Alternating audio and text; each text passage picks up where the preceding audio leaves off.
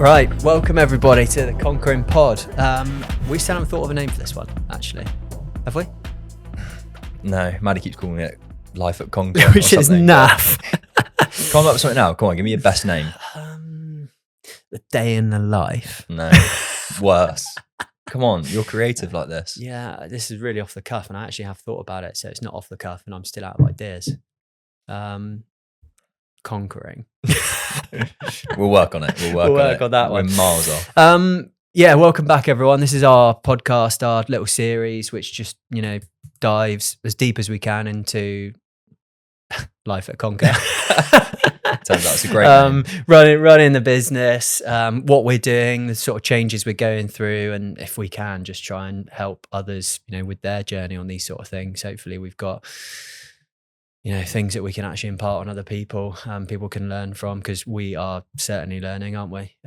We are. Are you making it? Yeah, I'll make some notes. This is a spontaneous episode.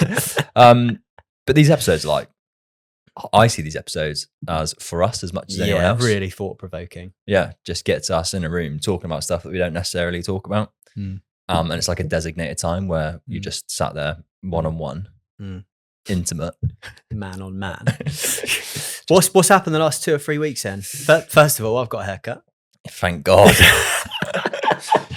Thank God. We should do it before. Did you actually not like it before? It started off good. Yeah, and then it went mad. Yeah, it's fair enough. Yeah. Pat, if you can, just splice in a before and after. Just a shot of Jev. The last haircut. I always made an effort with the podcast, so. But outside that, I never did. That's why it was just so bad for me. But yeah. You're a get up in the morning, brush your hair with your towel and go. With it, you can't do that when you've got a lot of length. You just can't do it. No, it did look good in the early days. Maybe try it again. Yeah. What else has happened? What else? That's it. See you next time. No, what else has happened? We've been doing loads. I've been doing loads anyway. Most recently went to Building Brands. Yeah, tell us more about that. That's good. I have got my Building Brands notepad in front of me. Fun. For the cam. Garish. Yeah, it's very bold, isn't it? It's good though. Yeah. Building Brands, what is it? I would describe it as a marketing, like a digital marketing, or just marketing in general, to be honest. And well, as it says in the tin, branding sort of conference. So there's lots of different businesses that go there. People from independent sort of freelance marketers up to specialist marketing agencies that might work within a certain niche or offer a particular service, to in-house marketing people. So there's a lot of in-house marketers that go. So they might work for any company, but be marketing manager for a business. Is that who it's better focused to, do you think? All of the above, I'd say. Yeah. Okay. Both marketing agencies, in-house marketers, freelance marketers, people to do with branding, web development, kind of all of those things that fall into those kind of categories. And I think it's nice actually for people that are in-house marketers to go to stuff like that, because if you're not working as part of a marketing agency and you are the only marketeer, you've not got peers to be bouncing your ideas off of. So for the likes of Maddie, where we are, she's our in-house marketeer, but she's not working alongside a load of other marketers where they're kind of learning from each other, sharing ideas. So I think that's where people see a lot of value from it. You've almost got to do your own CPD, haven't you, if you're one standalone kind of person? You do, yeah. But yeah, it's great event. It's only the second time I've been. And it's been really good both times. It's a very collective sort of community atmosphere, very friendly. You can literally talk to anybody that's there, and actually learn quite a lot from all of it. So we listened to a few different people, and there was topics about just real specifics of email marketing, for example. Go on, give us one. Go on. Oh gosh, give you one. So Kate Williams, KW Marketing, we found her really interesting. They spoke about just the power of email marketing.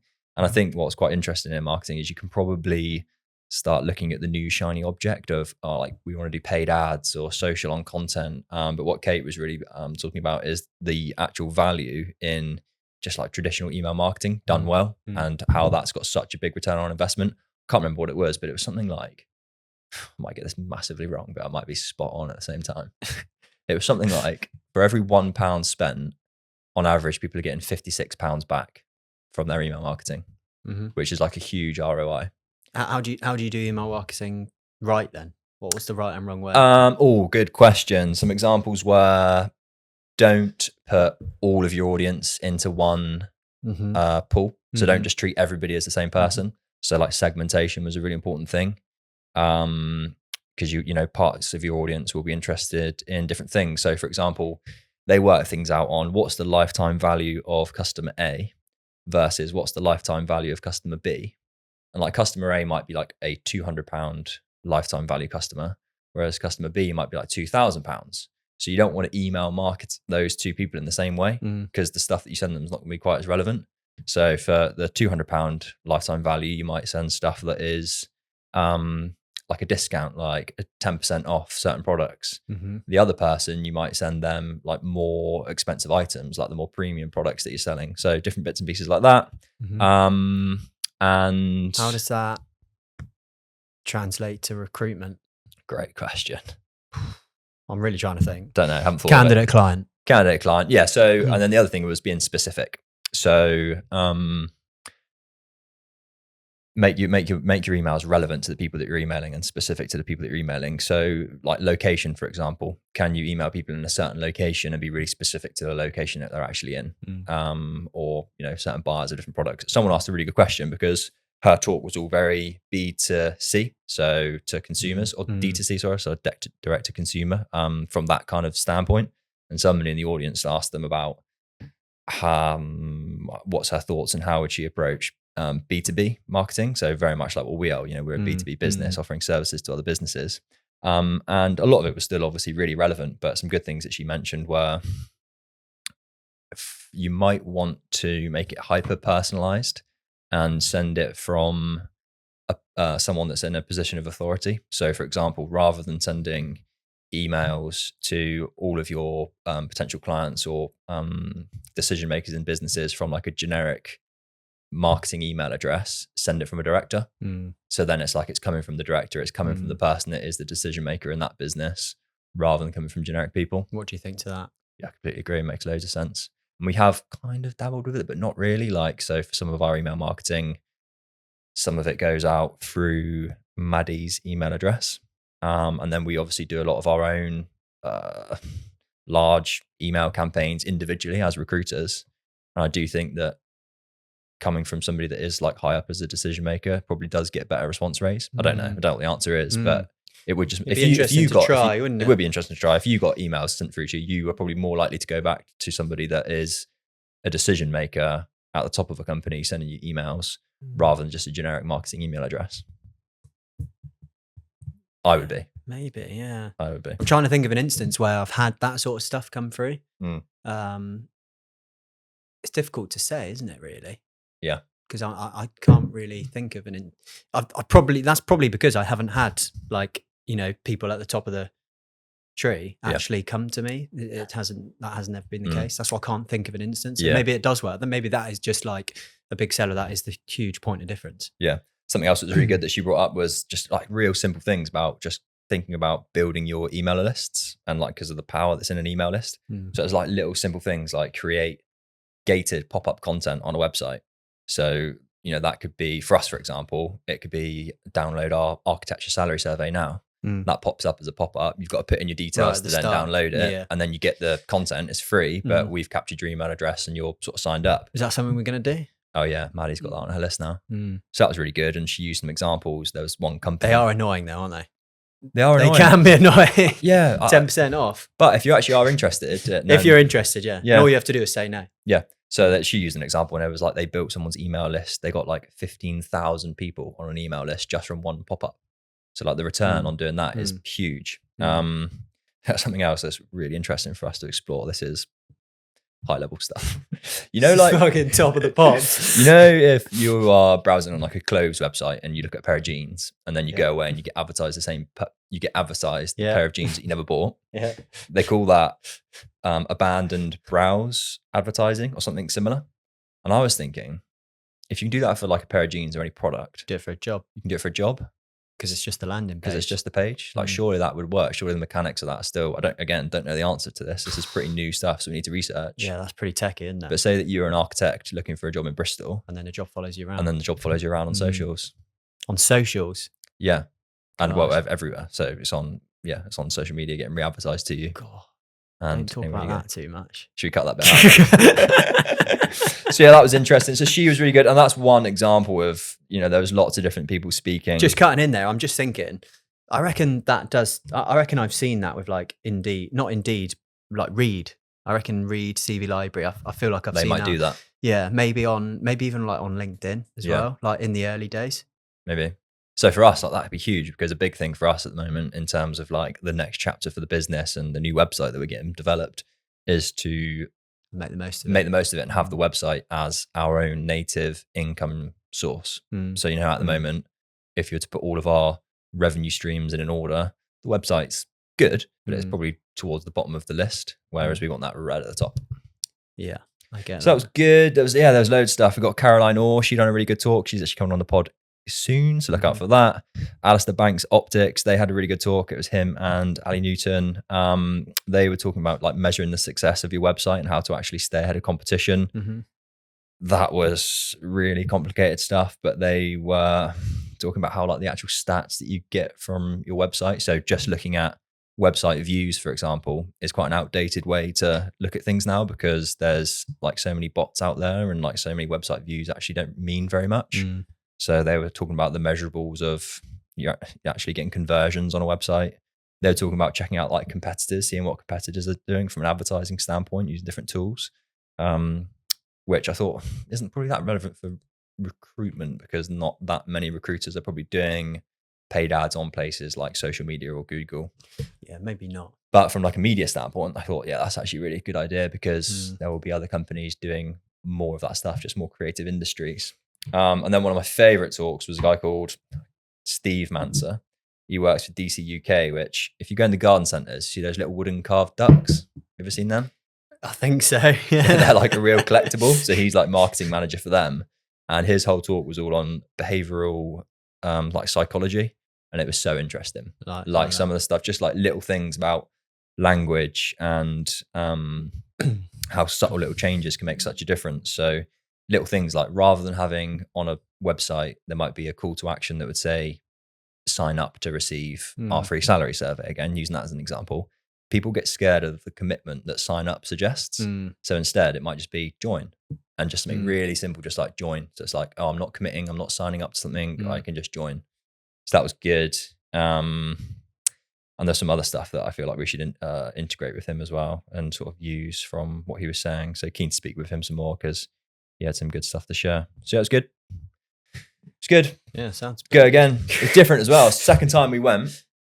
First time we went, Maddie and I were just floating around. Yeah, it was pretty early days, wasn't it? It was early days. Spoke to a few people, knew nobody, bumped into like one or two people we might have known. This time we went, I don't want to say everybody, but most different story. Most of the people that everyone knew us. Most of the people we spoke to were like, oh yeah, I've seen you guys on LinkedIn. Yeah. Someone said to us, yeah, you're quite busy on LinkedIn, aren't you? Yeah. And we were like, is that a compliment? Is that not? I don't know. But well, I think it is. I think it is. That's it's doing its job. It's doing its job. Yeah. So a year, that's a really nice way to mark the year as well, because it. Yeah. I think it's fair to say we actually are very busy on LinkedIn. We are very busy on LinkedIn. You'd be surprised if a lot of those people hadn't seen us on LinkedIn. So no, it goes a long way. Just need to keep converting that into something that is meaningful. Yeah. So yeah, that's what I've been up to. What have you been up to? Yeah, that's pretty good, to be honest. I mean, I'm looking at mine here, and it's getting down a completely different route. A few things, I suppose, just to talk about, which like might offer quite a good bit of value for some people. Is, I mean, you were there. We went to a podcast with Mick, didn't we, in Bristol, and we met Maddie. Not our Maddie, another Maddie, and she was, I can't remember her exact job title, but was it brand and engagement or brand and people manager? Yeah, brand and people manager, I think. And like what we deduced from it over like the first hour or so was that, yes, that is obviously a title, but a really big part of our role is like gluing all stakeholders together. Like, because in construction, there are obviously a lot of different parties and stakeholders, but like maximizing that experience for everybody within that too. And that's like something I've thought about so much with our business, about how to maximize the experience for absolutely everybody. You know, that when we first started doing this podcast, and especially like the marketing ones, I'm going to keep my hands like this, just gluing everyone together. But we spoke an awful lot about like interview experience. And that was just one experience like throughout our whole business. But if you think about every single interaction with every single stakeholder, how can you like times 10 that? Yeah. And that would be, I mean, that would obviously, that would have a huge impact. That would have a huge difference in terms of like how people interact with the business, you know, in a positive sense. So you looking at extremely that difficult to do, mainly but from like a client standpoint. So the I would say clients that you work client with. standpoint, but I would also I started thinking about it across the board. So it's anything from like, you know, somebody Every coming touch in for point. an interview, every touch point. And there are a lot of touch points, obviously, but like, yeah, you could start off candidate client. And I think we've spoken an awful lot about candidate, haven't we? And about how do we make that experience as good as possible? And we've always spoken about that, you know, really good qualifications, very much people, rapport, blah, blah, blah, that sort of thing. We could take it to a next level. But from a client point of view, we've actually started doing things, haven't we now? So the first thing we've started doing is... I'm looking at you blankly. Let you finish your own sentence. We're on a bit of a journey about how to go about that, aren't we, really? Yeah. And actually get the most out of each client. Right. From like an account point of view. I got but where you're going. maximizing our... Okay, I'm maybe taking it off on a bit of a tangent too much, but have I taken it off on a bit of a tangent? No, you haven't. So I'm sort of putting two things together here. You are putting two things together. So we're starting to look at things from a... Yeah, what's the best way to phrase it? It is offering the best service possible to a client and maximizing that client relationship. But these two things go together. And I think the reason why I've put them together is because it starts about client experience and then maximizing the client, I wouldn't say like profit, but account. Yes, an account. So it's starting to look at businesses that we're recruiting for as how do we make them a Konker client across the board? How do we make them an account so they work with us on an exclusive basis? And I think the best word to describe it all is partnership, isn't it? So we start actually partnering with businesses rather than recruiting for them on an ad hoc contingent basis. And yeah, I totally agree. I see that as you've got two elements of that, or two parts of that relationship. You've got delivering on a vacancy and things that they're recruiting for. So introducing them to talent that they're hiring for that's hard to find. And the other part is like the best experience. So that's like the account manager, client experience, making sure that they're serviced properly, very client facing. And then in sort of the back office, you could say, is we've got a talent team or a group of people that are working hard to make sure that we fill all of their vacancies. And then obviously on top of that, as a sort of all encompassing service, we've got media, branding, and like the employer brand work that we want to do. So yeah, and that's hard to break down. So what we started doing is looking at, can we build a bit of a talent hub, a group of people that are solely focused on filling our best clients' vacancies. Just to take it back a step, how does a client go from a client to an account? Great question. You know, that's the really difficult thing, isn't it? Because there are quite a few clients, you know, we've each got maybe like a handful, maybe a few more, which we would say are our best clients, but we've maybe not turned them into an account. And maybe for us to start off with, turning them into account isn't actually us doing so much, but it's actually, first of all, just considering them as an account. Actually looking at it that way. More so. And then you can sort of work around that and get the most out of your accounts, can't you? I think that's our first step. We've actually sat down and thought, what are our best clients and which ones do we want to turn into accounts? Does that make sense? It's a really hard thing to define. Yeah. Because probably the difference to what we're doing at the moment in terms of like a sales point of view and like a client offering point of view, there isn't loads of difference between like our best clients opposed to our Konker accounts. It's all very confusing. Yeah. But what's interesting though is like, this isn't particularly new stuff that we're talking about here within like a sales world. You know, lots of businesses approach things in this manner, don't they? Yeah. Whereas like recruitment, we've been catching up. Yeah. Which has taken us 6 years to get to this point. Yeah. And I think, I'm sure there are like recruitment businesses out there that do. Oh yeah, this, definitely. Yeah. But not that we've experienced in the last sort of. No, I think we're in our own little cocoon down here in the Southwest. We're only in a little cocoon, and probably in the industries that we've typically recruited in. There probably isn't as much of that in the. Oh, is that just an excuse? I think that's an excuse. I was going to say there isn't as much of that in the built environment, but maybe it's just because there haven't been companies that have been approaching it with that mindset. I do think this is the way that recruitment is actually going though. I think it's less about a standalone recruiter sort of thing and moving more towards like processes like this. Yeah. So ultimately our goal then I suppose is if we've got a really good client, our whole business is then servicing that client. Yeah. And how can we get as, from our point of view, how can we get as much out of them as possible?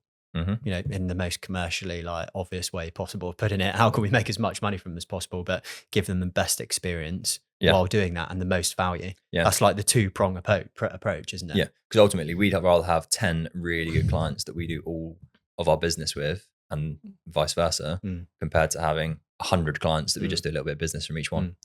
Because then it's just like super familiar. Everybody knows everything.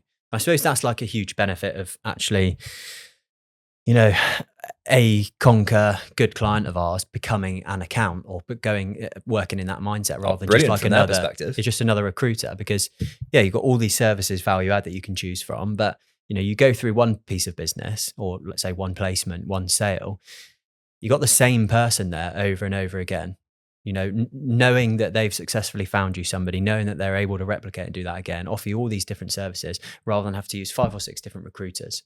And you tell them about the business every single time you speak to them about something else. You've already got one recruiter that knows your business. You've already got one account that knows your business. So it's from like, it gets the most from them, doesn't it? In terms of their satisfaction and their client satisfaction and their client experience. Yeah. I mean, just thinking about it from a company's perspective, using us as the example, we'd much prefer to, if we were going on a big recruitment drive, or, we had positions that were really hard to fill, and we wanted to partner with a business, we'd love it if you just work with one company and you knew that they've got a whole team of people that are actually working hard to solve your problem. One port of call, one message out to the market, less waste and, arguments over different CVs, that sort of thing. You've got one recruiter, you may pay them a little bit more, but they're putting a lot more eggs into your basket. So they're trying a lot harder to find you people. And the familiarity, I think, goes such a long way, because it's such a time saver as well. You're, big part of what you do, your invoices, aren't you? You're chasing invoices, you're finding that sort of stuff. And there's been a bit of speculation over a few things recently in terms of finding PO numbers, that sort of thing. Yeah. Again, like that's such a time saver to have an account. Yeah, massively. But we started obviously working with a few bigger events businesses that are based out of London, much bigger organizations. Everyone's split up into lots of different teams, and they've got sort of finance departments, and we've been onboarded by like HR and recruitment, but we've not been onboarded by finance. Yeah. So it's like there's so much work to do just to actually get set up to service a company. Once it's done, obviously it's great, but there's still a bit of disconnect in terms of who actually does what, who provides you with what information. But now once you figured it out, if you can actually be a partner of that business, you just know who you're speaking to, what you need, what the process is, how everyone likes to work. So yeah, no, it's win-win on all fronts. We've kind of got to this in a bit of a roundabout way, I suppose, in terms of a strange way. Yeah. Yeah. I think a lot of it, from my perspective, came from listening to one podcast on modern wisdom, like the Dan Martell podcast, when he was talking about buying back your time. And then I just started thinking about that from a business context, in that certain people are really good at certain things. So you should have the people that are really good at certain things just spending more time doing the things they're really good at, and less of the time taken away from sort of menial tasks that maybe they aren't so good at. So how do you break a business down into its parts so you have everyone working in the area and that they're best at? So that's like what sort of stemmed a lot of this. That's quite a big conversation at the moment as well, isn't it? Yeah, really big conversation. Yeah. It's not a model which is new. No. To break down like the 360 recruiter role.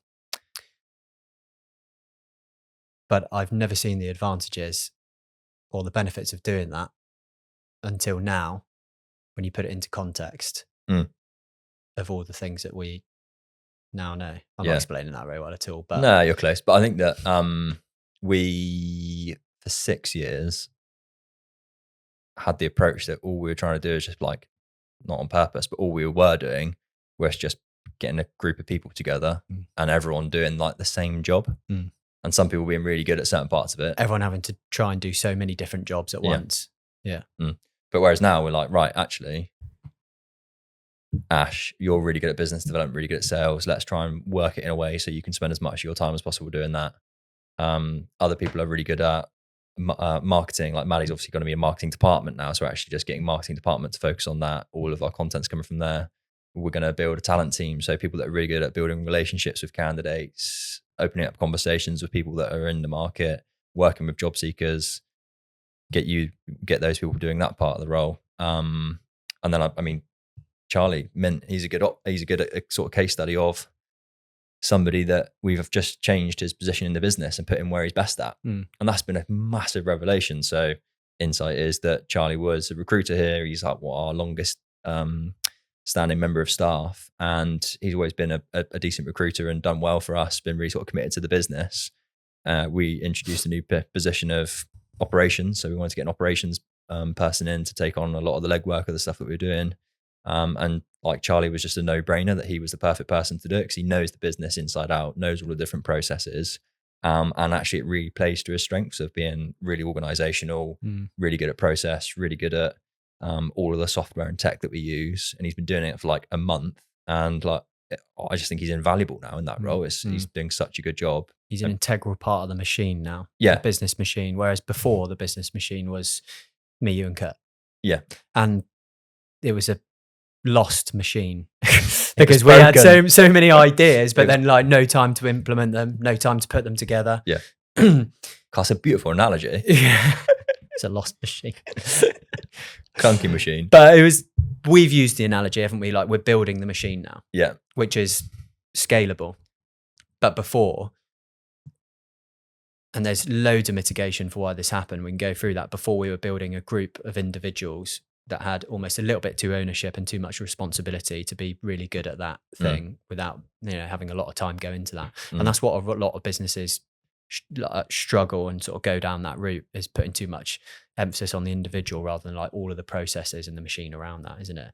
Yeah, definitely. So now we've broken down everything so that, yes, every player is integral in that machine, but not integral enough for it to be like business critical if somebody were to not be there in a sense. There's still a lot of moving parts. So, let's say somebody like us, for example, or you, for example, you did the marketing, you do the IT, you did the business development, you did the sales, you did the candidate finding.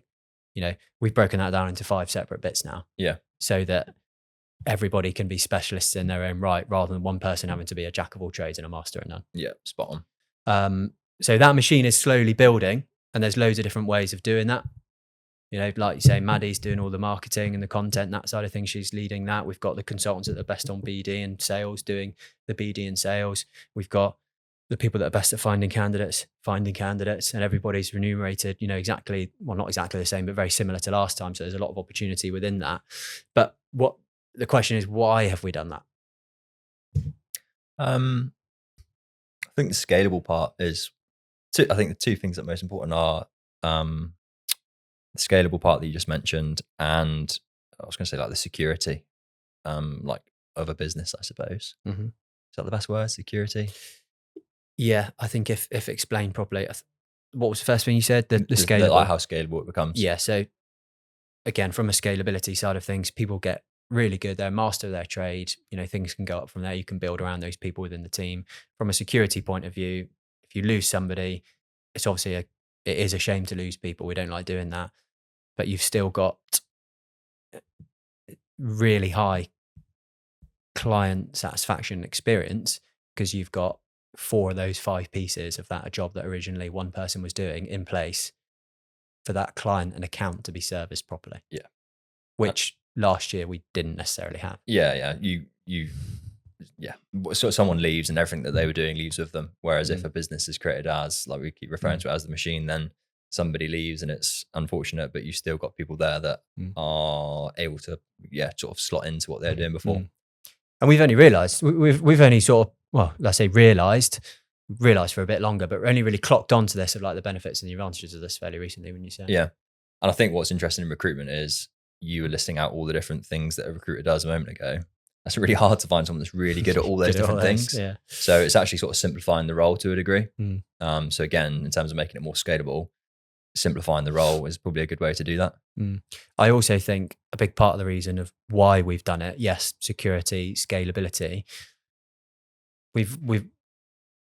Scalability is the big one, but last year it was a very different market and a business in the sense that, yes, one person was doing all these different roles, but it was a bit more of an account management-y sort of market, wasn't it? It was, I think you described it as passive, would you say, last year? Yeah, just in general? Well, our culture was passive, but like opportunity would come to you quite easily. Come to you quite easy. So you could fling a candidate out on a mailer and you could place them, sort of thing. You know, you could call up your normal clients and most of them would be recruiting for somebody or not.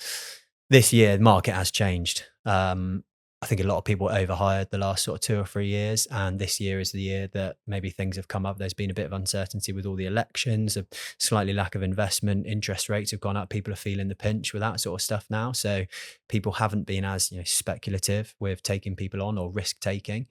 So there are redundancies being made, and you know, a lot of people that we're placing at the moment are replacements, aren't they?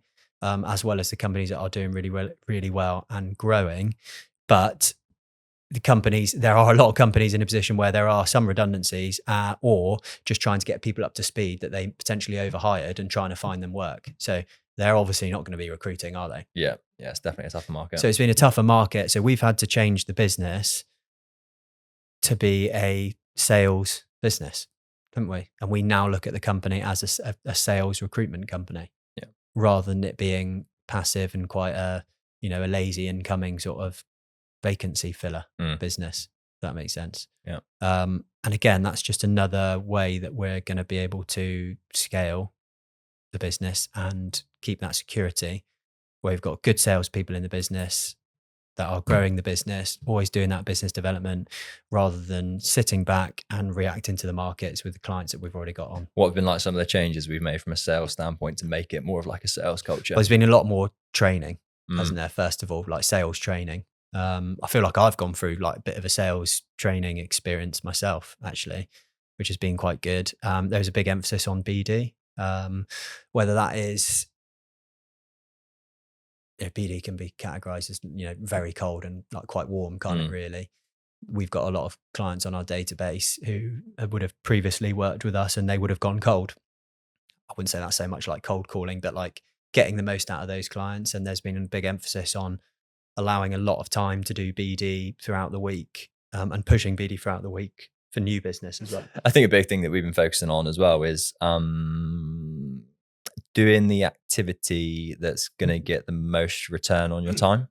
So a nice example is working with the clients and on the jobs that we consider to be the best. So like a big grading structure for all the positions that we will recruit for and the clients that we'll work with, and actually saying no to some companies, or, you know, sorry, we're probably not good the best. Not good enough. Well, I wouldn't put it that way, but well, you wouldn't say that. You shit. We're not in the best position to help you. So, you know, you can't say yes to everyone. Whereas for a long time, I think we would have just said yes to everyone. Yeah, it would have been like, any job comes in, we'll see what we can. We'll take a look. Yeah. So yeah, just realizing the value of your time and your worth and wanting to work efficiently and working on the best opportunity that you're most likely to see success. Because recruitment's funny because you can spend 3 weeks working on something and get 0 return on your time for it. And we've all been there. We've all been there. So it's mitigating that risk as much as possible. Mitigating that risk as much as possible. And then I'd say the other one that's most interesting as well, especially when you look at like our evolution as a business, is our thoughts on like KPIs. And when we first started out, we were like, we're not going to have KPIs because we don't like them. Whereas it soon dawned on you that actually KPIs are there for a reason, aren't they? So KPIs, key performance indicators, obviously, but we have really looked into the data about what are the minimum requirements for somebody. Yeah, the minimum inputs that you need to do to achieve the results that you want. And looking at that from a data standpoint, so actually going over back over historical data to see when were we performing at the level that we're happy with and want to be, and what were our activities and inputs at that time, and then saying, right, well, these are the minimums that we need to be doing during these weeks. So yeah, just looking at it from a more scientific standpoint rather than just coming in and getting on with your day and seeing how you get on for the week.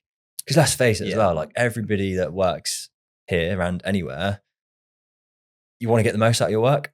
You can look so busy, but do the wrong things, can't you? Yeah, and get nothing for it. Yeah, get nothing for it. I remember a really like good podcast that like stuck with me for quite some time, probably like 2 years ago, to be honest.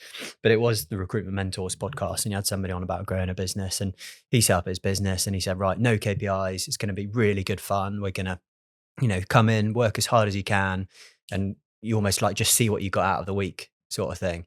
And like he soon realized that, yeah, no KPIs for somebody who's extremely motivated, runs their own business, you know, has been there, done it, and knows what KPIs they need to hit is absolutely brilliant. But for 90% of other people who have never been in recruitment, they don't know what good looks like. You know, that is the structure that builds the processes around being a good recruiter. Yeah. So yeah, I felt like that was something which we did. We did that, didn't we?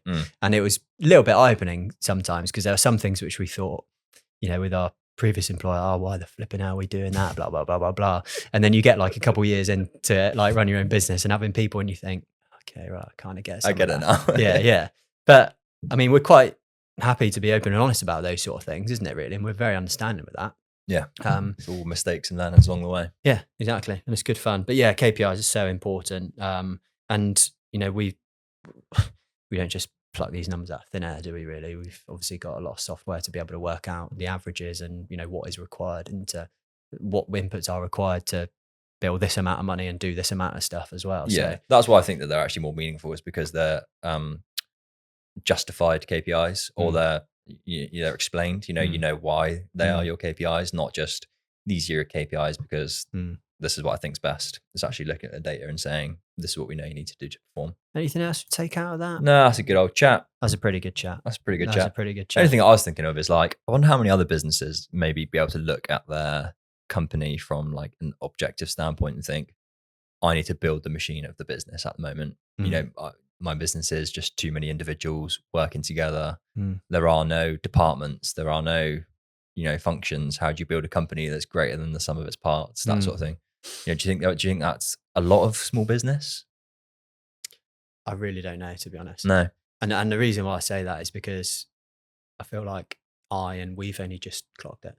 Yeah, we might be idiots. Everyone might. We might be flipping this way for ages. Yeah, it's really interesting. I don't know where to start with it, really. No, I feel like some people don't. I don't feel recruitment is building a recruitment business doesn't just happen. Do you know what I mean? Like you have to be really incredibly intentional. Does that make sense? Whereas other businesses, sometimes you don't necessarily have to. And I'm not like poo-pooing other businesses in that sense and saying, oh, it's really flipping hard, blah, blah, blah. But you do have to be really intentional, don't you? You can't just think, right, I'm going to get 3 or 4 people in and the sort of money and the counts will come, because it's no win, no fee. You know, but other businesses where it is, I don't know, you get a lot in from your marketing or something like that, you know, sales, income sales. You get a lot of, I don't know, big like consultancy fees, that sort of stuff. You then build people around that and then you go out and find the other work. It's like the other way around, isn't it? In recruitment, it's really difficult to know whether it's like chicken or the egg. So yeah, I feel like building a recruitment business is really, really intentional. And we've obviously been in, you know, business and interested in business for a long, long time, and only just sort of figuring it out that that's the sort of route to go down. Yeah. Let us know if anyone's made it this far. Drop us a message. I'd be really, really interested in actually knowing, just speaking to different people and seeing if other people are in a similar position. If they do look at their business and think, yeah, actually, if such and such was to leave, that would be, you know, catastrophic, because we've not built in sort of security around creating departments and functions of a company. And, you know, am I growing this business completely wrong? I've got too many people working as individuals and not enough process and team in place. And I would love to know how like intentional people actually are with growing their business. I'd love to know that. Yeah, that would be interesting. I'd love to know that. Like who's actually got a business plan for 2025 that says we want to grow by X. Yeah, and how intentional they are. Or is it, you know, they're just that good at winning work, they build people around it. So that's, anyone listening, let us know. Yeah. Cool. Right, thanks for listening if you have. Speak to you next time. Cheers.